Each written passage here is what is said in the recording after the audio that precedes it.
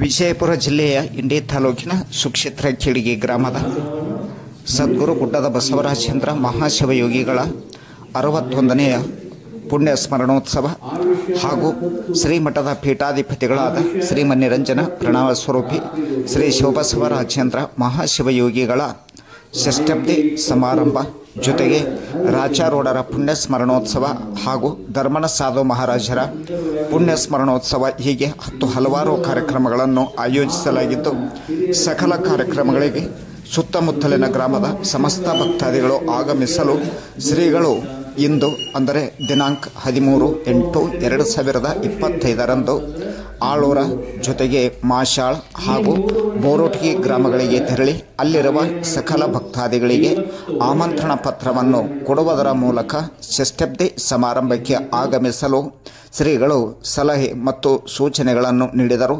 ಜೊತೆಗೆ ಸೆಪ್ಟೆಂಬರ್ 1ರಂದು ಬೃಹತ್ ಸಮಾವೇಶ ನೆರವೇರ್ತಾ ಇದೆ. ಆ ಸಂದರ್ಭದಲ್ಲಿ ತಾವೆಲ್ಲ ಶ್ರೀಮಠಕ್ಕೆ ಆಗಮಿಸಿ ಅಂದರೆ ಸುಕ್ಷೇತ್ರ ಖೇಡಿಗೆ ಗ್ರಾಮಕ್ಕೆ ಆಗಮಿಸಿ ಸೆಪ್ಟೆಂಬರ್ 1ರಂದು ನೆರವೇರುವ ಆ ಬೃಹತ್ ಸಭೆಯಲ್ಲಿ ತಾವೆಲ್ಲ ಪಾಲ್ಗೊಂಡು ತಮ್ಮ ಒಂದು ಸಲಹೆ ಸೂಚನೆಗಳನ್ನು ಆ ಸಂದರ್ಭದಲ್ಲಿ ಮಂಡಿಸಬೇಕು ಅಂತ ಈಗಾಗಲೇ ಶ್ರೀಗಳು ಈ ಒಂದು ಆಳೂರ ಜೊತೆಗೆ ಮಾಶಾಳ್ ಅದರೊಂದಿಗೆ ಬೋರುಡ್ಗಿ ಗ್ರಾಮದ ಸಕಲ ಭಕ್ತಾದಿಗಳಿಗೆ ತಿಳಿಸಿದರು. ಈ ಸಂದರ್ಭದಲ್ಲಿ ಆಳೂರ ಹಾಗೂ ಮಾಶಾಳ್ ಜೊತೆಗೆ ಬೋರುಡ್ಗಿ ಗ್ರಾಮದ ಸಕಲ ಸದ್ಭಕ್ತರು ತಾಯಂದಿರು ಪಾಲ್ಗೊಂಡಿದ್ದರು. ಶ್ರೀಗಳ ಒಂದು ಆಶೀರ್ವಚನ ಕಾರ್ಯಕ್ರಮವನ್ನು ಆ ಸಂದರ್ಭದಲ್ಲಿ ಆಲಿಸಿದರು. ಹಾಗಾದರೆ ವೀಕ್ಷಕರೇ, ಆಳೂರದ ಶ್ರೀಗಳೊಂದಿಗೆ ಶ್ರೀಗಳು ಆಶೀರ್ವಚನ ಕಾರ್ಯಕ್ರಮ ನೆರವೇರಿಸಿಕೊಟ್ಟಿರುವ ಒಂದು ದೃಶ್ಯವನ್ನು ಜೊತೆಗೆ ಬೋರುಟ್ಗಿ ಮತ್ತು ಮಾಶಾಳ ಗ್ರಾಮಗಳಲ್ಲಿ ತಮ್ಮ ಆಶೀರ್ವಚನ ಕಾರ್ಯಕ್ರಮವನ್ನು ನೆರವೇರಿಸಿಕೊಟ್ಟಿದ್ದಾರೆ. ಅದು ಯಾವ ರೀತಿಯಾಗಿ ಆ ಒಂದು ದೃಶ್ಯ ಇದೆ, ನಾವು ನೀವು ಎಲ್ಲರೂ ಕೂಡಿ ನೋಡೋಣ ಬನ್ನಿ.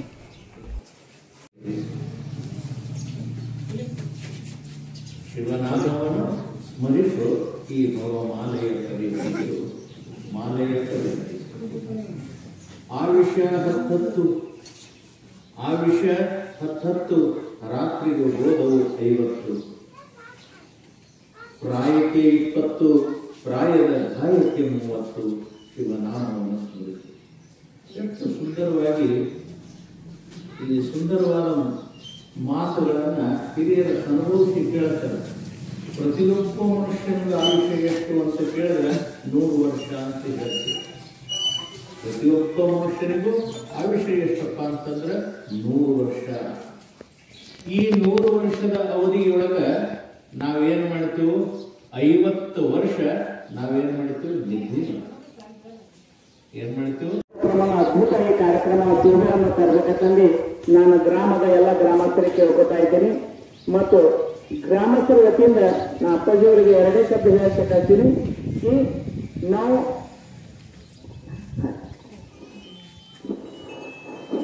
ಅಪ್ಪಾಜಿಯವರು ಆಶೀರ್ವಚನ ಮಾಡ್ತಾರೆ, ಒಂದು 2 ಶಬ್ದ ಎಲ್ಲ ಶಾಂತಿಯನ್ನು ಕೇಳಬೇಕು. ಸರ್ವಲೋಕೋಪಕಾರಾಯ ಯೋ ದೇವಃ ಪರಮೇಶ್ವರ ಶರತ್ತತಿಥಿ ರೂಪೇಣ ನಮಸ್ತೆ ಜಂಗಮಾತ್ಮನೆ. ಪ್ರಾತಸ್ಮರಣೀಯರಾದ ಬಸವಾದಿ ಪ್ರಮುಖರನ್ನ, ಶ್ರದ್ಧೆಯ ಪಂಚಾಚಾರ್ಯರನ್ನ, ಪುರುಷಾಂತಲಿಂಗ ಶಿವಯೋಗಿಗಳನ್ನ, ಗುಡ್ಡದ ಬಸವರಾಜೇಂದ್ರ ಶಿವಯೋಗಿಗಳನ್ನ, ಹಾನಗಲ್ಲ ಗುರುಕುಮಾರ ಶಿವಯೋಗಿಗಳನ್ನ ಸ್ಮರಣೆ ಮಾಡಿ ಇವತ್ತಿನ ಈ ತಾಣದ ಕ್ಷೇತ್ರಾಧಿಪತಿಯಾದ ಕಾಶಿ ವಿಶ್ವನಾಥನೇ ಎಂದು ಪ್ರಖ್ಯಾತಿಗೊಂಡಿರುವ ಕಾಶಿಲಿಂಗ ಹಾಗೂ ರಾಮಲಿಂಗ ಕಲ್ಲಾಲಿಂಗ, ಕಾಶಿ ಮತ್ತು ಕಲ್ಲಾಲಿಂಗ ಉಭಯ ನಾವು ಅಂತೇವು. ಭಗವಂತ ನಮಗೆಲ್ಲ ಇರಾಕ ಉಡಾಕ ತೊಡಾಕ ಏನೆಲ್ಲ ಕೊಟ್ಟಾನ. ಒಂದಿನ ಬಂದು ನಾನು ಕೊಡ್ತೀನಿ ಕೊಡ್ರಿ ಅಂತೇನೆ ಬೇಡೇನೆ, ಬೇಡಿಲ್ಲ, ಬೇಡಂಗೂ ಇಲ್ಲ. ಅವ ಏನ್ ಬೇಡ್ತಾನ, ನಿನ್ನಿಂದ ನನ್ನ ಸನ್ನಿಧಿಗೆ ಬಾ, 2 ಊದಿನ ಕಡ್ಡಿ ಬೆಳಗು, ಕಣ್ಣು ಮುಚ್ಚು, ನಾನು ಧ್ಯಾನ ಮಾಡೋದಿಗೆ ಇನ್ನಷ್ಟು ಕೊಡ್ತೀನಿ ಅತ್ತೆನ ಹೊರತಾಗಿ ನಿನ್ನಿಂದ ತಾ ಅಂತ ಬೇಡಂಗಿಲ್ಲ. ಆ ನಿಟ್ಟಿನೊಳಗೆ ಶ್ರಾವಣ ಮಾಸದೊಳಗೆ ಶ್ರವಣ ಮಾಡೋದು. ಶ್ರವಣ ಏನು ಮಾಡೋದು, ಭಗವಂತನ ಕುರಿತು ಮಹಾತ್ಮರನ್ನ, ಶರಣರನ್ನ, ದೇವರನ್ನ, ಗುರುಗಳನ್ನ, ಅವರು ಮಾಡಿರುವಂತಹ ಲೀಲೆಗಳನ್ನ ಸುಮ್ಮನೆ ಕೇಳ್ಕೊಂತ ಹೋಗುದು. ಮಹಾತ್ಮನಂ ನೆನೆಯುವುದೇ ಘನ ಮುಕ್ತಿ ಪದಂ ಶಿವಾದವ. ನಮಗೆ ಮುಕ್ತಿ ಸಿಗಬೇಕಾಗಿತ್ತು ಅಂತಂದ್ರೆ ಅವ್ರನ್ನ ನೆನೆಸ್ಕೊಂತ ಈ ಜೀವನ ಮುಕ್ತಾಗಿ ಅಂದಾಗ ಈ 84 ಲಕ್ಷ ಜೀವರಾಶಿಯೊಳಗೆ ಮನುಷ್ಯ ತಿರುಗಿ ಎಲ್ಲದರ ಪುಣ್ಯದ ಫಲವಾಗಿ ಈ ಮನುಷ್ಯ ಜನ್ಮಕ್ಕೆ ಬಂದಾಗ ಆ ಎಲ್ಲ ವಿಚಾರಗಳನ್ನು ಮತ್ತೆ ಅದರಂತೆ ನಾವು ನಡೆದೇವಂದ್ರೆ ಮತ್ತೆ 84ಕ್ಕೆ ನಾವು ತಿರುಗಬೇಕಾಗ್ತದೆ. ಇದರೊಳಗೆ ಸ್ವಲ್ಪ ನಾವು ಮುಕ್ತರಾದೆವು. ನಮ್ಮ ಕೈಲಿ ಆದಷ್ಟು ಕುರುಡರಿಗೆ, ಕುಂಟರಿಗೆ, ಮೂಕರಿಗೆ ಮತ್ತು ಎಲ್ಲಿ ಸತ್ಸಂಗ ನಡೀತದ ಅಂಥವ್ರಿಗೆ ಕೈಲಾದಷ್ಟು ಒಂದೇ ರೂಪಾಯಿ ಮಾಡು, ಒಂದೇ ಪೇಷೆ ಮಾಡು, ಬೇಡ ಒಂದೇ ಅಗಳ ಅನ್ನ ಒಂದೇ ತುಪ್ಪ ಹಾಕ್ತೇನೆ ಹಾಕದೇ ಇದ್ರೆ ಅದು ನಿನ್ನ ಮುಂದೆ ನಿನ್ನ ದಾರಿ ಬುದ್ಧಿಯಾಗ್ತದ ಹೊತ್ತಾಗಿ ಅದು ವಯಕ್ಕೆ ಹೋಗಲ್ಲ ಅನ್ನುವಂಥ ಮಾತು ಶರಣರು ಹೇಳ್ತಾರೆ. ಇದು ಸುಮ್ಮನೆ ಹೋಗ್ತದ. ಅದಕ್ಕೆ ಹೇಳ್ತಾರೆ, ಹಿಂಬದೊಳಗೆ ಒಂದು ಪ್ರಾಣ ಕಂಬ ಸೂತ್ರ ಗೊಂಬೆ ಎಂದಿಗಾದರೂ ಒಂದು ದಿನ ಸಾವು ತಪ್ಪುದು. ಹುಟ್ಟುತ್ತಲೇನು ತರಲಿಲ್ಲ, ಬಿಟ್ಟುತ್ತಲೇನು ಹೋಗಲಿಲ್ಲ, ಸುಟ್ಟ ಸುಣ್ಣ ಹರಳಿನಂತೆ ಆಯಿತುದೆಯ. ಬಟ್ಟೆ ಬಹಳ ಕೆಟ್ಟದೆಂದು ಎಷ್ಟು ಕಷ್ಟಪಟ್ಟೆ ಪ್ರಾಣ ಬಿಟ್ಟು ಹೋಗುವಾಗ ಒಂದು ಬಟ್ಟೆ ಇಲ್ಲ. ಶರಣರು ಎಷ್ಟು ಚಂದ ಹೇಳ್ತಾರೆ ಈ ಮಾತುಗಳನ್ನ. ನಾವು ಮನುಷ್ಯರೊಳಗೆ ಒಂದಿಷ್ಟು ಭಾಳ ಮಾಡ್ಕೊಳ್ಳಂಗಿಲ್ಲ. ಸುಮ್ಮನೆ ಒಂದು ರೂಪಾಯಿದೊಳಗೆ ಒಂದು 5 ಪೈಸೆದಷ್ಟು ನಾವು ಸುಮ್ಮನೆ ತಿಳ್ಕೊಂಡು ಹೋದೆವು ಅಂತಂದ್ರೆ ಭಗವಂತನ ಆಶೀರ್ವಾದ ನಮಗೆ ಯಾವಾಗಲೂ ಕೂಡ ನಮ್ಮ ಮಕ್ಕಳ ಮೇಲೆ, ನಮ್ಮ ಮನೆತನದ ಮೇಲೆ, ನಮ್ಮ ಹಿರಿಯರ ಮೇಲೆ, ಕಿರಿಯರ ಮೇಲೆ, ನಮ್ಮ ಊರ ಮೇಲೆ ದೊಡ್ಡವರ ಆಶೀರ್ವಾದ ಆಗ್ತಿರ್ತದೆ. ಆ ನಿಟ್ಟಿನೊಳಗ ಈ ಎಲ್ಲ ಭೂಮಿಯ ಸದ್ಭಕ್ತರು, ನಾನು ಸಾಧಾರಣ 35 ವರ್ಷದಿಂದ ನೋಡ್ಕೊಂತ ಬರಾಕತ್ತೀನಿ. ನಮ್ಮ ಭೂಮಿಯ ಸದ್ಭಕ್ತರು ಬಹಳ ವಿನಯವಂತರಿದ್ದೀರಿ, ಧರ್ಮವಂತರಿದ್ದೀರಿ, ಆಚಾರವಂತರಿದ್ದೀರಿ, ಬುದ್ಧಿವಂತರಿದ್ದೀರಿ, ಭಕ್ತಿವಂತರು. ಯಾಕಂದ್ರೆ ಎಲ್ಲರಲ್ಲಿ ಆ ಭಾವ ಬರಂಗಿಲ್ಲ. ಎಲ್ಲಿ ಭಕ್ತಿ ಇರ್ತದ, ಎಲ್ಲಿ ನಿಷ್ಠೆ ಇರ್ತದ, ಎಲ್ಲಿ ಶ್ರದ್ಧೆ ಇರ್ತದ, ಅದು ಯಾವಾಗಲೂ ಕೂಡ ಅದು ತುದಿತ ಬರಲಿ. ಮಹಾತ್ಮರು ಬರಲಿ, ಶರಣರು ಬರಲಿ, ಸತ್ಪುರುಷರು ಬರಲಿ, ನಮ್ಮೂರಿಗೆ ಪಾದ ಇಡ್ಲಿ ಅನ್ನುವಂಥ ಇಲ್ಲೆಲ್ಲ ಹಿರಿಯರು ಬಹಳಷ್ಟು ಮಾರ್ಗವನ್ನ, ದಾರಿ ದೀಪವನ್ನ ಅಥವಾ ಬೇಡ ಒಳ್ಳೆಯ ಸತ್ಪಾತ್ರದ ಸನ್ಮಾರ್ಗವನ್ನ ಕಲ್ಪಿಸಿಕೊಟ್ಟ ಅಂತ ಮಾರ್ಗದೊಳಗ ನಡೀತಕ್ಕಂಥ ಈ ಗೋರುಗಳಿಗೆ ಯಾವಾಗಲೂ ಕೂಡ ಸುಖವಾಗಿರಬೇಕು, ಶಾಂತಿಯಿಂದಿರಬೇಕು, ನೆಮ್ಮದಿಯಾಗಿರಬೇಕು ಅನ್ನುವಂಥ ಆಶೆ ನಂದು. ನಿಮ್ಮೆಲ್ಲರ ಮಧ್ಯದೊಳಗೆ ನಾನು ಈ ಊರಿನ ಮಗನಾಗಿ ಈ ಊರು ಸುಖದಿಂದ ಇರಬೇಕು ಅನ್ನುವಂಥ ಬಲವಾದ ವಿಶ್ವಾಸ ಹೊಂದಿರತಕ್ಕಂಥ ನಿಮ್ಮೆಲ್ಲರ ಮಧ್ಯದೊಳಗೆ ನಾನು ಬಂದ್ರೆ ಅದು ಮಲ್ಲಯ್ಯನೇ ನೋಡ್ಕೋ. ಯಾಕಂದ್ರೆ ಇಲ್ಲಿರ್ತಕ್ಕಂಥ ಎಲ್ಲ ಹಿರಿಯರು, ಯುವಕರು ಬಹಳ ಒಳ್ಳೆಯವರಿದ್ದೀರಿ. ಮೊನ್ನೆ ಹೋದ ಈ 1 ತಿಂಗಳ 2 ತಿಂಗಳ ಹಿಂದೆ ನಮ್ಮ ಸುತಾರ್ ಸಾಹೇಬರು ತಮ್ಮ ತಂದೆಯ ಪುಣ್ಯ ಸ್ಮರಣಾರ್ಥವಾಗಿ ಸಾಧಾರಣ 1 ವಾರ ಪರ್ಯಂತರವಾಗಿ ಅದ್ಭುತವಾಗಿ ಅವರು ಸೇವೆಯನ್ನು ಮಾಡಿ ಎಲ್ಲರಿಗೂ ಕೂಡ ಒಂದು ಸಂದೇಶವನ್ನ ಅವರು ಕೊಟ್ಟರು. ಏನ್ ಕೊಟ್ಟರು? ನಮ್ಮೂರು ಚೆನ್ನಾಗಿರಬೇಕು, ನಮ್ಮ ಭಕ್ತರು ಚೆನ್ನಾಗಿರಬೇಕು, ನಮ್ಮ ಅಣ್ಣತವರು ಚೆನ್ನಾಗಿರಬೇಕು, ನಮ್ಮ ಊರಿನ ಇರ್ತಕ್ಕಂಥ ಎಲ್ಲರೂ ಚಲೋ ಇರಬೇಕು ಅಂತ. ಅದು ಶಿವಣ್ಣನ ಪುಣ್ಯತಿಥಿ ನೆಪ ಮಾಡಿಕೊಂಡು ಒಳ್ಳೆ ಕಾರ್ಯಕ್ರಮ ಕೊಟ್ಟಲ್ಲ, ಅದು ಬಹಳ ಸಂತೋಷ ಅನಿಸ್ತು. ನಮ್ಮ ಬೋರ್ಡಿಗೆ ಬರೋದಂದ್ರೆ ನನಗಂತೂ ಭಾಳ ಹಿದ್ದೆ. ಯಾಕಂತಂದ್ರೆ ನಿಮ್ಮನ್ನು ನೋಡೋದೇ ಒಂದು ಆನಂದ. ಸುಮ್ಮನೆ ನೋಡೋದೇ ಅಂದ್ರೆ ನನಗೆ ಭಾಳ ಸಂತೋಷ. ನಮಗೆ ಹೆಂಡರಿಲ್ಲ ಮಕ್ಕಳು, ನಮ್ಗೆ ನಾವು ಯಾರು ನೋಡಿ ಆನಂದ ಕೊಡಬೇಕು, ಯಾರು ನೋಡಿ ಸಂತೋಷ ಕೊಡಬೇಕು. ನಿಮ್ಮನ್ನು ಮಾತಾಡಿಸಿ ನಿಮ್ಮನ್ನು ನೋಡೋದೇ ನಮ್ಗೆ ಸಂತೋಷ ಆಗ್ತದೆ. ನಮ್ಮ ಭಕ್ತಪ್ಪ ಆರಾಮದಪ್ಪ ಚಲೋ ಅದಪ್ಪ ಅಂತಂದ್ರೆ ಆ ಸಂತೋಷ ಕೊಡುವಂಥ ವ್ಯಕ್ತಿ ನಾನಾಗಿದ್ದೀನಿ ಅನ್ನೋ ಮಾತನ್ನ ಈ ಸಂದರ್ಭದೊಳಗೆ ಹೇಳತ್ತ. ಮತ್ತು ಈಗ ನಿಮ್ಮನ್ನು ನೋಡಿಕೊಂಡು ಶ್ರಾವಣ ಮಾಸದೊಳಗೆ ಬರೋದು ಯಾಕೆ ಬಂದೀನಿ ಅಂತಂದ್ರೆ ನನ್ನ ಅನಿಸಿಕೆ ನಿಮ್ಮ ಮುಂದೆ ಪ್ರಸ್ತಾಪನೆ ಮಾಡ್ತೀನಿ. ಶ್ರಾವಣ ಮಾಸದ ಬಗ್ಗೆ 2 ಮಾತುಗಳನ್ನು ಹೇಳಿದ್ದೆ. ಈಗ ನಾನು ಬಂದಿರುವಂಥ ಈ ಮಾತುಗಳನ್ನು ನಿಮಗೆ ಹೇಳೋದು ಏನು ಅಂತಂದ್ರೆ, ಹೇಡಿಗೆ ಮಠದೊಳಗೆ ಡಿಸೆಂಬರ್ದೊಳಗೆ ಒಂದು ದೊಡ್ಡ ಕಾರ್ಯಕ್ರಮ ಹಾಕ್ಕೊಂಡಿದ್ವಿ. ನವೆಂಬರ್ದೊಳಗೆ 21 ಹಳ್ಳಿಯೊಳಗೆ 21 ದಿನದ ಸಂಚಾರಿ ಬಸವ ಪುರಾಣ ಅಂತಕ್ಕಂಥದ್ದು ಮಾಡಬೇಕು ಅಂತ ನಮ್ಮದು ಸಂಕಲ್ಪ ಆಗಿದೆ. ಮತ್ತು ಡಿಸೆಂಬರ್ 12ರಿಂದ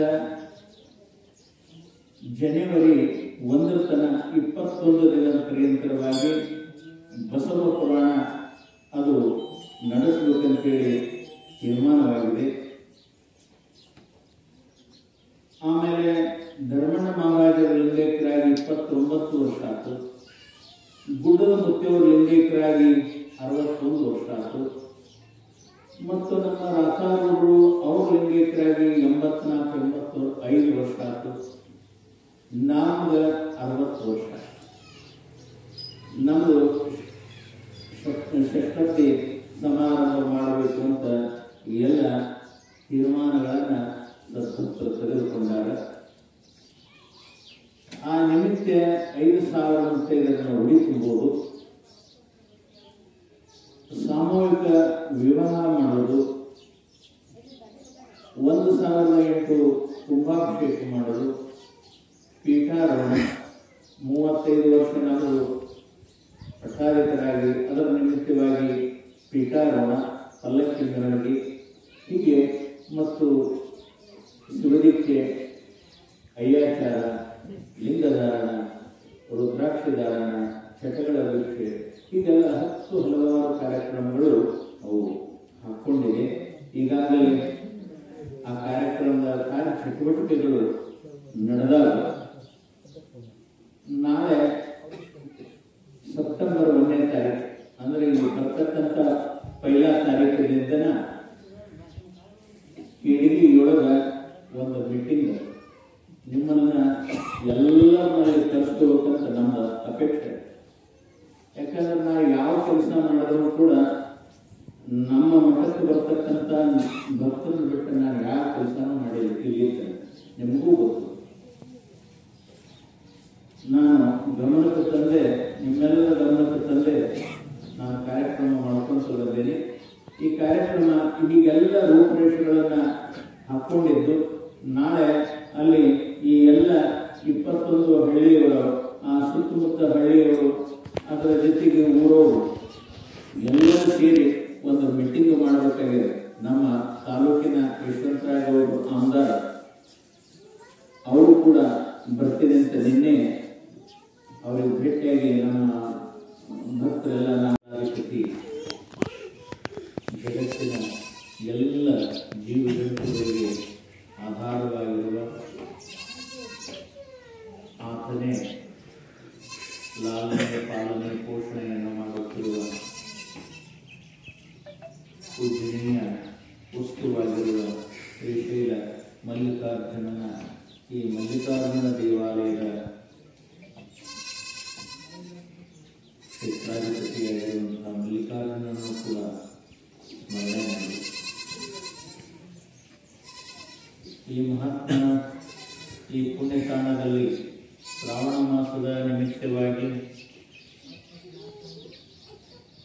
ಬೋರುಟಿಯ ಈ ಗ್ರಾಮದಲ್ಲಿ ಬೆಳಗಿನ ಜಾವದೊಳಗೆ ತಾವೆಲ್ಲ ಬೋರುಟಿಯ ಸಕಲ ಸದ್ಭಕ್ತರು ಈ ತಾಣದೊಳಗೆ ನೆರೆದಿರುವಂಥ ಈ ಗ್ರಾಮದ ಎಲ್ಲ ಪ್ರತಿಷ್ಠಿತ ಹಿರಿಯರಲ್ಲಿ, ಅಧ್ಯಕ್ಷರಲ್ಲಿ, ಸದಸ್ಯರಲ್ಲಿ, ಶರಣರಲ್ಲಿ ಮತ್ತು ಶರಣೀಯರಲ್ಲಿ, ಯುವಕರಲ್ಲಿ, ಹಿರಿಯರಲ್ಲಿ ಎಲ್ಲರಿಗೂ ಕೂಡ ಶರಣಾರ್ಥಿ.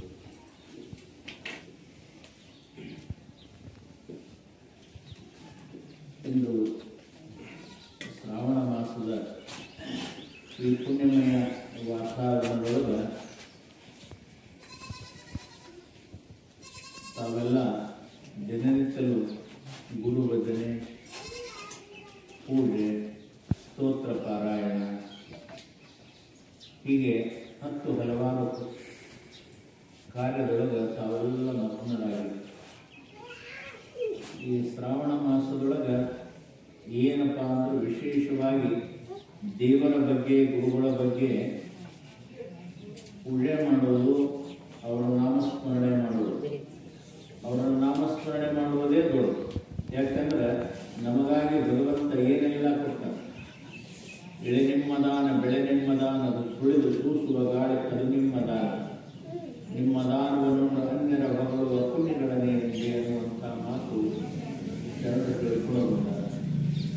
ಭಗವಂತ ನಮಗೆ ಏನೆಲ್ಲ ಕೊಟ್ಟಾನ, ಇರಾಕ, ಉಣಾಕ, ತಿರುಗಾಡಕ್ಕ, ಮಲಗಾಕ, ಏನೆಲ್ಲ ನಮ್ಮ ಸುಖಕ್ಕೆ ಏನು ಬೇಕು ಎಲ್ಲ ವಸ್ತುಗಳು ಭಗವಂತ ಕೊಟ್ಟು ಆತು ಹೊರಗೆ.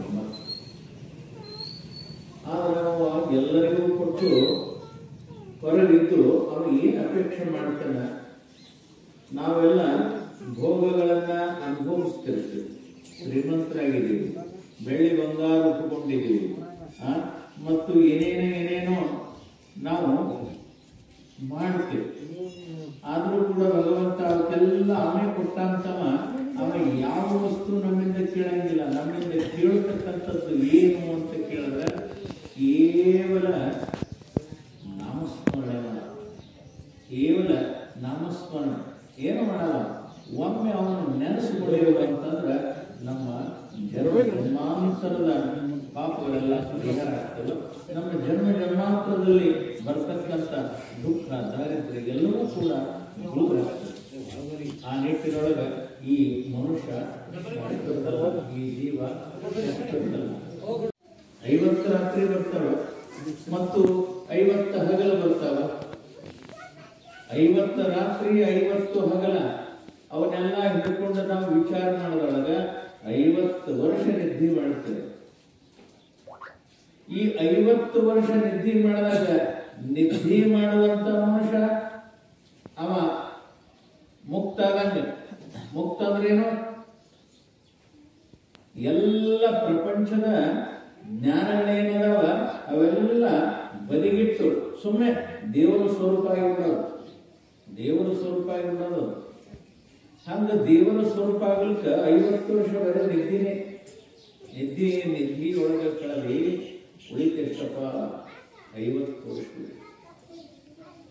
ಮನುಷ್ಯನ ಆಯುಷ್ಯ ಎಷ್ಟು? 50 ವರ್ಷ. 50 ವರ್ಷ, 100 ವರ್ಷದೊಳಗೆ 50 ನಿದ್ದೆ ಮಾಡಿದಾಗ ಏನು ಕೆಲಸ ಮಾಡಕ್ಕೆ ಬರೋದಿಲ್ಲ, ಯಾವ ಕಾರ್ಯ ಮಾಡಕ್ಕೆ ಬರಲ್ಲ, ಯಾವ ಎತ್ತು ಉತ್ತು ಬಿತ್ತುದು ಇವು ಯಾವುದು ಏನೋ ಬರಂಗಿಲ್ಲ. 50 ವರ್ಷ ನಿದ್ದೆ ಮಾಡಿ ಕಳದಿ ಉಳಿತೆಷ್ಟಪ್ಪ? 50. ಈ 50 ವರ್ಷದೊಳಗ ಶರಣರು ಹೇಳ್ತಾರೆ ಮತ್ತೆ ಪ್ರಾಯಕ್ಕೆ 20. ನಾವು ತಾಯಿ ಗರ್ಭದಿಂದ ಬಂದು ನಮ್ಮ ಕಾಲ ಮೇಲೆ ನಿಂತುಕೊಂಡು ಸಮಾಜದ ಭಾರವನ್ನ, ಸಂಸಾರದ ಭಾರವನ್ನ, ಈ ತಾಪತ್ರೆಗಳನ್ನ ಹೊತ್ತು ನಾವು ತಿರುಗಾಡಬೇಕಾದ್ರೆ ಎಷ್ಟು ವರ್ಷ ಕಳಿಬೇಕು ಅಂದ್ರೆ ನಮ್ಮ ಕಾಲ ಮೇಲೆ ನಾವು ನಿಂತುಕೊಂಡು ನಾವೆಲ್ಲ ಕೆಲಸ ಮಾಡಿಕೊಂಡು ಅದನ್ನ ಜವಾಬ್ದಾರಿ ತೊಳಕ 20 ವರ್ಷ. ಹಾಗಾದ್ರೆ 20 ವರ್ಷ ಏನ್ ಮಾಡ್ತಾನ? ಉಂಡು ತಿರುಗಾಡ್ತಾನ. ಯಾವ ಜವಾಬ್ದಾರಿ ಇರಲಿಲ್ಲ ಆಗ್ತದೆ. ಊಟ ಮಾಡೋದು, ತಿರುಗಾಡೋದು. ಶಿಕ್ಷಣ ಕಲೀಲಿ ಅಥವಾ ಏನೇ ಕಲೀಲಿ, ಏನು ಕಲಿತರೂ ಕೂಡ ಅಲ್ಲಿ ಏನಿರ್ತದ? 20 ವರ್ಷ ಏನು ಕೆಲಸನೇ ಮಾಡಲ್ಲ. ಅಲ್ಲಿ ಎಷ್ಟು ಹೋಯ್ತು? 50 ಹೋಯ್ತು, ಇದು 20 ಹೋಯ್ತು. ಎಷ್ಟು ಹೋಯ್ತು? 70 ವರ್ಷ. 70 ವರ್ಷ ಇದು ಫುಜುಲ್ ಹೋಯ್ತು. ಉಳಿತು ಎಷ್ಟಪ್ಪ? 30 ವರ್ಷ ಉಳಿತು. ಮನುಷ್ಯ 30 ವರ್ಷ ಉಳಿತು. ಈ 30 ವರ್ಷದೊಳಗ ಹೆಂಡ್ರು, ಮಕ್ಕಳು, ಚಿತ್ರಾಧಿಪತಿ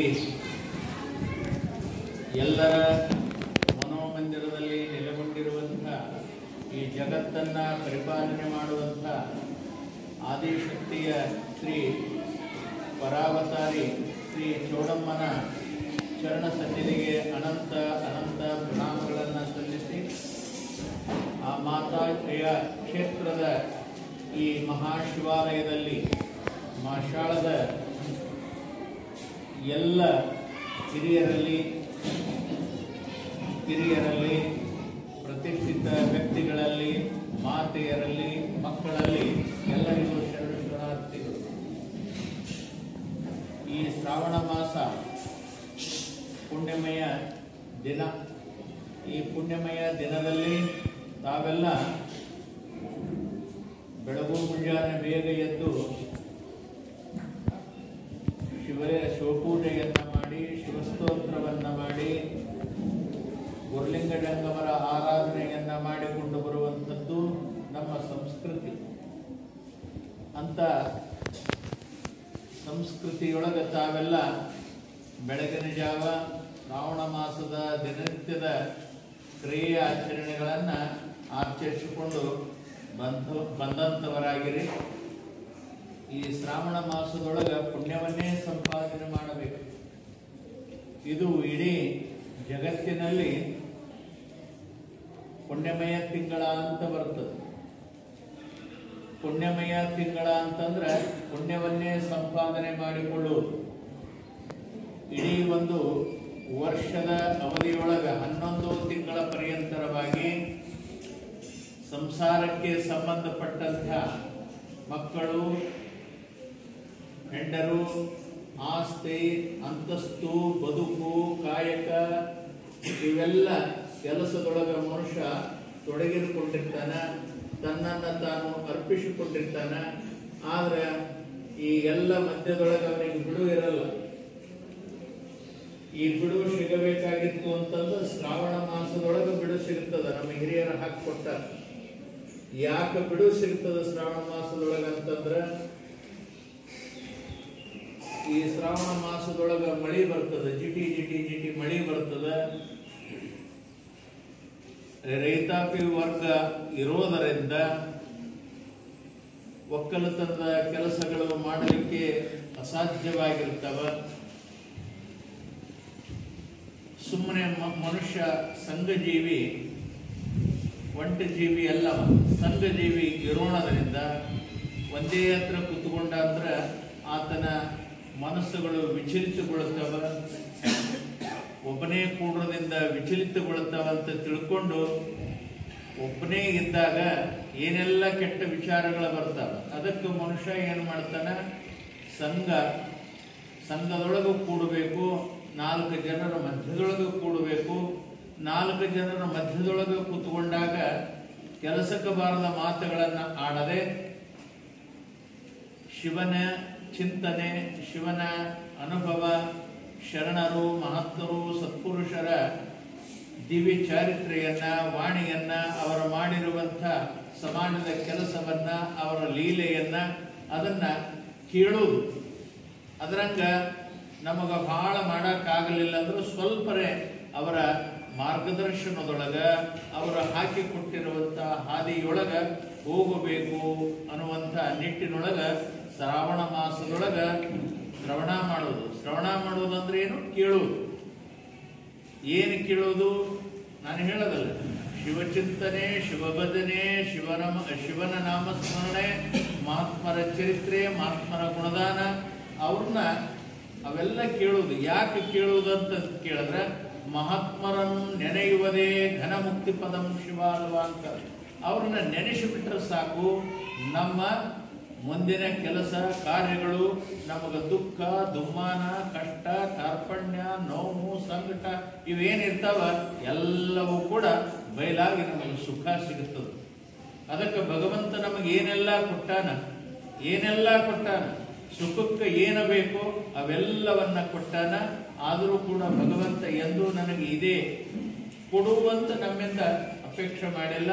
ಅವ ಏನು ಅಪೇಕ್ಷೆ ಮಾಡ್ತಾನಂತ ಕೇಳಿದ್ರೆ ಒಂದನ್ನ ಅಪೇಕ್ಷೆ ಮಾಡ್ತಾನ, ನನ್ನ ನಾಮಸ್ಮರಣೆ ಮಾಡು, ನನ್ನ ನೆನೆ. ಯಾಕೆ ನೆನೆ? ನಾನು ಇಷ್ಟೆಲ್ಲ ಕೊಟ್ಟಿನಿ ಅಂತ ನೆನೆ ಅಂತಲ್ಲ. ನಿನಗೆ ಬರ್ತಕ್ಕಂಥ ದುಃಖ, ದಾರಿದ್ರ್ಯ, ಕಷ್ಟ, ಕಾರ್ಪಣ್ಯ ಯಾವ ಬರಲಾರ್ದಂಗ ನಾನು ನಿನ್ನ ರಕ್ಷಣೆ ಮಾಡ್ತೀನಿ. ಆಪತ್ತು ಕಾಲದೊಳಗೆ ನಾನು ನಿನ್ನನ್ನ ಸಂರಕ್ಷಣೆ ಮಾಡ್ತೀವಿ, ಅದಕ್ಕೆ ನೆನಿ ಅನ್ನುವಂತ ಮಾತನ್ನ ಒಂದೇ ಒಂದು ಮಾತು ಹೇಳ್ತಾನೆ. ಅಂತ ಒಂದು ಮಾತನ್ನ ನಾವು ಇಡೀ ಒಂದು ತಿಂಗಳ ಪರ್ಯಂತರವಾಗಿ ನಾವು ನೆನೀತೀವಿ.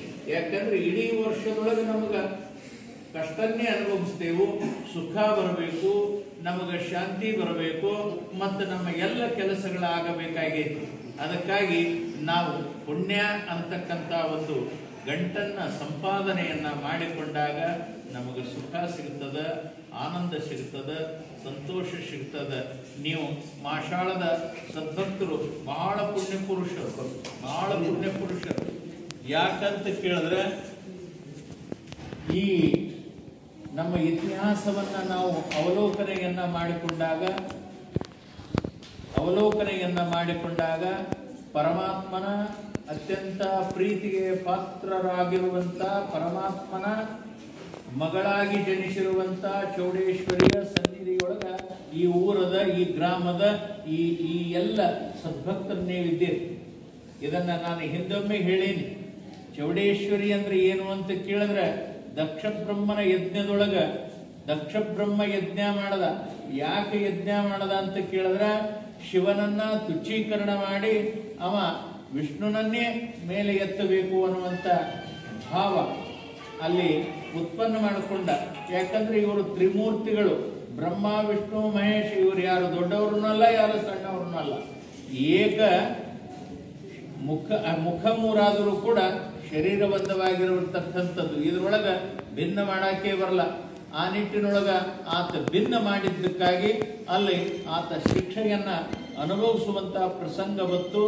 ಅದಕ್ಕೆ ಅಲ್ಲಿ ಏನು ಹೇಳ್ತಾರಂತ ಕೇಳಿದ್ರೆ, ಶಿವನಕ್ಕಿಂತ ಅಲ್ಲಿ ವಿಷ್ಣುನಕ್ಕಿಂತ ಶಿವ ಬಹಳ ದೊಡ್ಡವ, ಶಂಕರ ಬಹಳ ದೊಡ್ಡವ. ಶಿವ ವಿಷ್ಣುನನ್ನ ಆರಾಧನೆ ಮಾಡತಾನ, ವಿಷ್ಣು ಶಿವನನ್ನ ಆರಾಧನೆ ಮಾಡತಾನ. ಅಲ್ಲಿ ಭಿನ್ನ ಮಾಡಕ್ಕೆ ಬರಲ್ಲ. ಆದ್ರೆ ಭಿನ್ನವನ್ನ ತೋರಿಸಿರ್ತಕ್ಕಂಥ ದಕ್ಷ ಬ್ರಹ್ಮ ಅದು ಶಾಪಕ್ಕೆ ಗುರಿಯಾದ, ಅವನ ಕೋಪಕ್ಕೆ ಗುರಿಯಾದ. ಆ ಸಂದರ್ಭದೊಳಗ ನಮ್ಮ ವೀರಭದ್ರ ದೇವರು ಅವನ್ನ ಶಿರಸ್ಸನ್ನ ಛೇದನ ಮಾಡದ. ಆ ಸಂದರ್ಭದೊಳಗ ಭಗವಂತನನ್ನ ಶಿಟ್ಟು ಇನ್ನೂ ಇಳಿಲಿಲ್ಲ. ಆ ಸಂದರ್ಭದೊಳಗ ಮೊದಲು ಯಾರು ಹುಟ್ಟುಕೊಂಡ್ರು? ವೀರಭದ್ರ ಹುಟ್ಟುಕೊಂಡ. ಎರಡನೇದ್ದೇ ಹುಟ್ಟುಕೊಂಡಿರ್ತಕ್ಕಂಥದ್ದು ಚೌಡೇಶ್ವರಿ.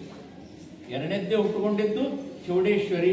ಆಮ್ಯಾಗ ಮೂರನೇದ್ದು ಮಾಯತಪ್ಪ ಅಂತ ಹೇಳಿ ಮತ್ತೊಂದು ಹುಟ್ಟಿತು. ಅದೇನ ಪಲ್ಲಕ್ಕಿ ಮುಂದೆ ಏನಿರ್ತದ ಶಿವನ ಆಕಾರದೊಳಗೆ, ಅದು ಮೂರನೇದ್ದು ಹುಟ್ಟುಕೊಂಡಿತ್ತು. ಹಸ್ತಲ ಮೇಲೆ ಇರ್ತದೆ. ಅದು ಬಹಳ ಉಗ್ರವಾಗಿರುವಂತಹ ಸಿಟ್ಟು. ಅದು ಭಗವಂತನ ಶಿಟ್ಟು ಏನಿರ್ತದ ಅದೆಲ್ಲ ಹೊರಗೆ ಹಾಕಿರ್ತದೆ.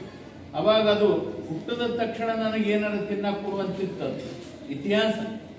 ಅವಾಗ ಭಗವಂತ ಏನ್ ಮಾಡ್ತಾನ, ಅಷ್ಟೊತ್ತಿಗೆ ಈ ಎಲ್ಲ ಕೆಲಸಗಳು ಮುಗಿದು ಹೋಗಿರ್ತಾವ. ಅದಕ್ಕೆ ಏನೂ ಕೆಲಸ ಇರಲಾರ್ದಾಗ ಅದು ಅಂತಂತ ನಾನೇ ನಿನ್ನನ್ನ ತಿಂದು ಬಿಡ್ತೀನಿ, ನನಗೆ ನೀನು ಕೆಲಸ ಕೊಡ್ಲಿಲ್ಲ, ಭಗವಂತನನ್ನೇ ತಿಂತೀನಿ ಅಂತಂದಾಗ ಭಗವಂತ ಹೇಳ್ತಾನ, ನಿನ್ನ ಸಿಟ್ಟು ಕಡಿಮೆ ಆಗಬೇಕಾದ್ರೆ ಏನು ಮಾಡಬೇಕು ಅಂದಾಗ ಅದು ಹೇಳುತ್ತದೆ, ನಿನಕ್ಕಿಂತ ಮೊದಲ ಎಲ್ಲಿ ನಿಂದು ಪೂಜೆ ಪುನಸ್ಕಾರ ನಿನ್ನ ಮೆರವಣಿಗೆ ನಡೀತಾವ ಅದಕ್ಕಿಂತ ಮೊದಲ ನಾನು ಮುಂದಿರಬೇಕು, ಫೋಟೋ ನಂದಿರಬೇಕು, ಚಿತ್ರ ನಂದಿರಬೇಕು ಅಂದಾಗ ನಾ ಶಾಂತ ಆಗ್ತೀನಿ ಅಂತಂದಾಗ ಭಗವಂತ ಅದಕ್ಕೆ ತಥಾಸ್ತು ಅಂತ ಕೊಟ್ಟಂತ ಆಶೀರ್ವಾದ ಕೊಟ್ಟಂತ ಅದರ ಸಿಟ್ಟು ಕಮ್ಮಾಯಿತು. ಆದ್ರೆ ಚೌಡೇಶ್ವರಿ ಹುಟ್ಟಿದಳು, ಸುಮ್ಮನೆ ಹುಟ್ಟಿದಳು. ಅಲ್ಲಿ ಯಾಕೆ ಹುಟ್ಟಿದಳು ಅಂತಂದ್ರೆ ದಕ್ಷ ಬ್ರಹ್ಮನ ಯಜ್ಞ ಸಂಹಾರ ಮಾಡದಿತ್ತು. ವೀರಭದ್ರ ದೇವರ ಹುಡ್ಕೊಂತ ಹೋಗ್ತಿದ್ದ. ಚೌಡೇಶ್ವರಿ ಅದನ್ನು ನುಂಗ್ಕೊಂತ ಹೋಗ್ತಿದ್ದಳು. ಆದ್ರೆ ಇಡೀ ಅಲ್ಲೆಲ್ಲ ಏನು ಪರಮಾತ್ಮನ ದುಷ್ಟ ಜನ ಏನಿತ್ತು ಅದನ್ನೆಲ್ಲ ಸಂಹಾರ ಮಾಡಿದ್ರು. ಆವಾಗ ಅಲ್ಲಿ ಏನಾಗ್ತು, ಎಲ್ಲ ಸಂಹಾರ ಆಗಿ ಸುಮ್ಮನೆ ನಿಂತುಕೊಂಡಿದ್ದ ವೀರಭದ್ರ ದೇವರಿಗೆ ಹಿಂಬಳಕ್ಕೆ ಸ್ವಲ್ಪ ರಕ್ತ ಹತ್ತಿತ್ತು. ಆ ರಕ್ತ ಹತ್ತಿದ್ದು ಚೌಡೇಶ್ವರಿ ತಾಯಿ ಏನು ಮಾಡಿದಳು, ನನ್ನ ಅಣ್ಣನ ಕಾಲಿಗೆ ರಕ್ತ ಹತ್ತೈತಲ್ಲ, ಆ ರಕ್ತದಿಂದ ಮತ್ತಾರಾದರೂ ಹುಟ್ಟ್ಯಾರು ಅಂತ ತಿಳ್ಕೊಂಡು ಸೂಕ್ಷ್ಮ ರೀತಿಯಲ್ಲಿ ಅದನ್ನ ತನ್ನ ನಾಲಿಗೆಯಿಂದ ಸೌರು ಕಾಲಕ್ಕ ಯಾರೋ ಬಂದ್ರು ಹಿಂದಂತ ತಿಳ್ಕೊಂಡು ವೀರಭದ್ರ ದೇವರು ನೋಡ್ಲಾರ್ದೆ ಖಡ್ಗ ಬೀಸದ. ಆ ಖಡ್ಗದ ಏನ ಹರಿತವಾದ ಖಡ್ಗ ಹೋಗಿ ಚೌಡೇಶ್ವರಿಯ ತಾಯಿಯ ಕುತ್ತಿಗೆಗೆ ಅದು ಬಿತ್ತು. ಅವಾಗ ಆ ಚೌಡೇಶ್ವರಿಯ ತಾಯಿ ಕುತ್ತಿಗೆ ಮೇಲೆ ಹೋಯ್ತು. ಶಿವ ಶಿವ ಶಿವ ಅಂತ ಹೇಳಿ ಅಂದಾಗ ಅವಾಗ ಹೊಳ್ಳಿ ನೋಡ್ತಾನ, ಯಾರು ವೀರಭದ್ರ ಘಾತಾತಲ ಅಂತಂದಾಗ ಅವಾಗ ಮತ್ತೆ ಇಲ್ಲಪ್ಪ ಆಕಿದ ಆಯುಷ್ಯ ಅಷ್ಟೇ ಇತ್ತು, ಅದನ್ನ ಯಾವ ಕೆಲಸಕ್ಕೆ ಬಂದಿದ್ದಳು ಅಂತ ಕೇಳಿದ್ರೆ ಇದನ್ನ ದಕ್ಷ ಬ್ರಹ್ಮನ ಯಜ್ಞ ಸಂಹಾರ ಮಾಡಕ್ಕೆ ಬಂದಿದ್ದಳು. ಆಕಿ ಎಲ್ಲರಲ್ಲಿಯೂ ಕೂಡ ಆಕಿ ನಿರಂತರವಾಗಿ ಜಗತ್ತನ್ನ ಪರಿಪಾಲನೆ ಮಾಡಲಿಕ್ಕೆ ಆಕಿ ತಯಾರಿಯಾಗಿ ಅದಳ ಅಂತ ಹೇಳಿ ಭಗವಂತನ ವಾಣಿ ಆಯ್ತು ಅಂತ ಹೇಳಿ ಇತಿಹಾಸ ಓದಿದ್ದು ನಾನು ಓದಿದ್ದು ಸಣ್ಣವಿದ್ದಾಗ ಓದಿದ್ದು. ಆ ನಿಟ್ಟಿನೊಳಗ ಅಂಥ ತಾಯಿಯ ಕ್ಷೇತ್ರದೊಳಗ ಈ ಶಿವಾಲಯದೊಳಗ ಶಿವಾಲಯ ಚೌಡೇಶ್ವರಿ ಶಿವಾಲಯದೊಳಗ ತಾವೆಲ್ಲ ಕಲ್ತೀರಿ ಮತ್ತು ಮೇಲಾಗಿ ಇಲ್ಲಿ ವಾಸ ಮಾಡ್ತಿರಲ್ಲ. ನಿಮ್ಮಂತ ಪುಣ್ಯಾತ್ಮರು ಇನ್ನೊಬ್ಬರು ಇಲ್ಲ ಅನ್ನುವಂಥ ಭಾವವನ್ನ ನಾನು ವ್ಯಕ್ತ ಮಾಡ್ತಾ ನಿಮ್ಮೆಲ್ಲರಿಗೂ ಆ ತಾಯಿಯ ಕೃಪಾ ಕಟಾಕ್ಷ ಸದಾವಕಾಲ ಇರಲಿ ಅಂತ ಭಾವಿಸಿ, ಮತ್ತೆ ನಾನು ನಿಮ್ಮನ ಹತ್ರ ಈ ಊರಿಗೆ ಮಾಷಾಳ ಊರಿಗೆ ಬಂದಿದ್ದು ಏನು ಕಾರಣ ಅನ್ನತಕ್ಕಂಥದ್ದು ಎರಡು ಮಾತಿನೊಳಗ ನಾನು ಹೇಳ್ತೀನಿ. ಕೇಡಗಿ ಗ್ರಾಮದೊಳಗ ನಮ್ಮ ಗುಡ್ಡದ ಬಸವರಾಜೇಂದ್ರ ಶಿವಯೋಗಿಗಳು ಲಿಂಗೈಕ್ಯರಾಗಿ 61 ವರ್ಷ. ನಮ್ಮ ರಾಚಾರೂಢರು ಅಂತ ಹೇಳಿ ಬಸವರಾಜೇಂದ್ರ ಶಿವಯೋಗಿಗಳಿಗೆ ತಂದಿರ್ತಕ್ಕಂಥ ಅವರೊಬ್ಬರು ಆರೂಢರು, ಅವರು 89 ವರ್ಷ ಆಯ್ತು. ಆಮೇಲೆ ನಮ್ಮ ಹಿರಿಯರಾಗಿರ್ತಕ್ಕಂಥ ಧರ್ಮಣ್ಣ ಸಾಧು ಮಹಾರಾಜರು ಅವರು 29 ವರ್ಷ ಆಯ್ತು. ಅದರ ಜೊತೆಗೆ ನಾವು ಕೇಡಗಿ ಮಠಕ್ಕೆ ಬಂದು 35 ವರ್ಷ ಆಯ್ತು. ಮತ್ತು ಈಗ ನಮಗೆ ನಡೀತಕ್ಕಂಥದ್ದು 60 ವರ್ಷ. ಈ 60 ವರ್ಷದ ಈ ಎಲ್ಲ ನೆಪಗಳನ್ನ ಇಟ್ಟುಕೊಂಡು ನಾವೊಂದು ದೊಡ್ಡ ಕಾರ್ಯಕ್ರಮ ಮಾಡಾಕತ್ತಿದ್ದೆವು ಕೇಡಗಿಯೊಳಗ. ನಮ್ಮ ಕೇಡಗಿ ಸದ್ಭಕ್ತರು ಮತ್ತು ಮಠದ ಅಭಿಮಾನಿಗಳು ಕೂಡಿ ಒಂದು ಕಾರ್ಯಕ್ರಮ ಆಯೋಜನೆ ಮಾಡ್ಯಾರ. ಅದು ಡಿಸೆಂಬರ್ 12ರಿಂದ ಜನವರಿ 1 ತನಕ ಬಸವಣ್ಣನವರ ಮಹಾಪುರಾಣವನ್ನ 21 ದಿನದ ಪರ್ಯಂತರವಾಗಿ ಅಲ್ಲಿ ಕೇಡಗಿ ಮಠದೊಳಗ ನಡೀತದ. ಅದು ಯಾರು ಹೇಳ್ತಾರಂತ ಕೇಳಿದ್ರೆ ಉಪ್ಪಿನ ಬೆಟಗೇರಿಯ ಕುಮಾರ ವಿರೂಪಾಕ್ಷ ಮಹಾಸ್ವಾಮಿಗಳು ಅವರು ಆ 21 ದಿನದ ಪರ್ಯಂತರವಾಗಿ ಬಸವ ಪುರಾಣವನ್ನ ಅಲ್ಲಿ ಅವರು ಹೇಳ್ತಾರೆ. ಅದರ ಜೊತೆಗೆ 21 ದಿನದ ನವೆಂಬರ್ದೊಳಗ 21 ದಿನ 21 ಹಳ್ಳಿಯೊಳಗ ಸಂಚಾರಿ ಬಸವ ಪುರಾಣ ಅಂತ ಹೇಳಿ ಅದು 21 ದಿನ ಅದನ್ನ ಮಾಡಾಕತ್ಯಾರ. ಆ 21 ದಿನದ ಪುರಾಣವನ್ನ ಗಡಿ ಗೌಡಗಾಂವದ ಶಾಂತಿವೀರ ಶಿವಾಚಾರ್ಯರು ಅದು 21 ದಿನ ಅವರು ನಡೆಸಿಕೊಡ್ತಾರ. ಆ ನಿಮಿತ್ತವಾಗಿ ಸಾಮೂಹಿಕ ವಿವಾಹ, 5,000 ಮುತ್ತೈದರ ಉಡಿ ತುಂಬುವುದು ಮತ್ತು 1008 ಕುಂಭಾಭಿಷೇಕ ಮತ್ತು ತುಲಾಭಾರಗಳು, ದೀಕ್ಷೆ, ಅಯ್ಯಾಚಾರ ಹಾಗೂ ಮತ್ತೆ ಹೀಗೆ ಹಲವಾರು ಕಾರ್ಯಕ್ರಮಗಳು ಇರೋಣದ್ರಿಂದ ಅದಕ್ಕೆ ನಾವೆಲ್ಲ ನಮ್ಮ ಕೇಡಗಿಗೆ ಬರ್ತಕ್ಕಂಥ ಎಲ್ಲ ಸದ್ಭಕ್ತರ ಗಮನಕ್ಕೆ ತರಬೇಕು ಅಂತಕ್ಕಂಥ ಉದ್ದೇಶವನ್ನು ಇಟ್ಟುಕೊಂಡು ನಾವು ಇಲ್ಲಿಗೆ ಬಂದಿದ್ದೆವು. ಮತ್ತೆ ನಾಳೆ 1ನೇ ತಾರೀಕು ಬರ್ತಕ್ಕಂಥ 1ನೇ ತಾರೀಕಿನೊಳಗ ಒಂದು ದೊಡ್ಡ ಮೀಟಿಂಗ್ ಇಟ್ಟುಕೊಂಡಾರ. ಎಲ್ಲ ಹಳ್ಳಿಯವರು ಮೀಟಿಂಗ್ ಇಟ್ಟುಕೊಂಡಾರ. ಆ ಮೀಟಿಂಗದೊಳಗ ತಾವು ಪಾಲ್ಗೊಳ್ಳಬೇಕು. ಯಾಕಂದ್ರೆ ನಮಗೆ ಬೇಕಾಗಿರುವಂತ ಸದ್ಭಕ್ತರು ಇಲ್ಲಿ ಅದಾರ. ಅಮ್ಮನವರ ಆಶೀರ್ವಾದ ನಿಮ್ಮ ರೂಪದೊಳಗ ಅಲ್ಲಿ ಬರಲಿ ಅನ್ನುವಂಥ ಆಶೆಯನ್ನ ವ್ಯಕ್ತ ಮಾಡಿಕೊಂಡು ನಾವು ನಿಮ್ಮ ಊರಿಗೆ ಆಮಂತ್ರಣ ಕೊಡಾಕ ಬಂದಿದ್ದೇವೆ. ನೀವು ಹೆಂಗ ನಿಮ್ಮ ಮನೆಗೆ ಕರಿತೀರಿ, ನಿಮ್ಮ ಲಗ್ನಕ್ಕೆ ಕರಿತೀರಿ, ನಿಮ್ಮ ಮದುವೆಗೆ ಕರಿತೀರಿ, ನಿಮ್ಮ ಯಾವುದೇ ಒಂದು ಒಳ್ಳೆ ಕಾರ್ಯಕ್ರಮ ಇತ್ತು ಬೇಡ, ಯಾವ ಕಾರ್ಯಕ್ರಮ ಕೂಡ ಇತ್ತು ಅಂದ್ರೆ ನಮ್ಮಂತ ಸ್ವಾಮಿಗಳನ್ನ ನಮ್ಮನ್ನ ಆಹ್ವಾನ ಮಾಡುತ್ತೀರಿ. ಆಹ್ವಾನ ಮಾಡುವ ಮುಂದೆ ಕಾಯಿ ಹಣ್ಣು ಪತ್ರಿಕಾ ಇಟ್ಟು ತಾವೆಲ್ಲ ನಮ್ಮ ಕಾರ್ಯಕ್ರಮಕ್ಕೆ ಬರಬೇಕು ಅಂತ ಹೇಳಿ ಹೆಂಗ ಆಮಂತ್ರಣ ಮಾಡ್ತಿರೋ ಹಂಗ ನಾವು ಕೇಡಗಿ ಊರಿನಿಂದ ಮತ್ತು ಮಠದಿಂದ ನಿಮ್ಮ ಮಾಷಾಳ ಗ್ರಾಮಕ್ಕೆ ನಾವು ಆಮಂತ್ರಣ ತಗೊಂಡು ಬಂದಿದ್ದೆವು. ಈ ಮಾಷಾಳದ ಗ್ರಾಮದ ಎಲ್ಲ ಸದ್ಭಕ್ತರು ತಾಯಿದಿರು ಆ ಕಾರ್ಯಕ್ರಮದೊಳಗ ಪಾಲ್ಗೊಂಡು ಸಲಹೆ ಸೂಚನೆ ನೀವು ನೀಡಬೇಕು ಅನ್ನುವಂಥ ಉದ್ದೇಶವನ್ನು ಇಟ್ಟುಕೊಂಡು ನಾವು ನಿಮ್ಮೂರಿಗೆ ಬಂದಿದ್ದೆವು. ಅದಕ್ಕೆ ನಾಳೆ ನಡೀತಕ್ಕಂಥ ಮೀಟಿಂಗಿನೊಳಗ ತಾವು ಬರಬೇಕು. ಆ ಪುರಾಣ ಮತ್ತು ಆ ಕಾರ್ಯಕ್ರಮದೊಳಗ ತಾವು ಕೂಡ ಭಾಗಿಯಾಗಬೇಕು. ಸಲಹೆ ಸೂಚನೆ ಸಹಕಾರ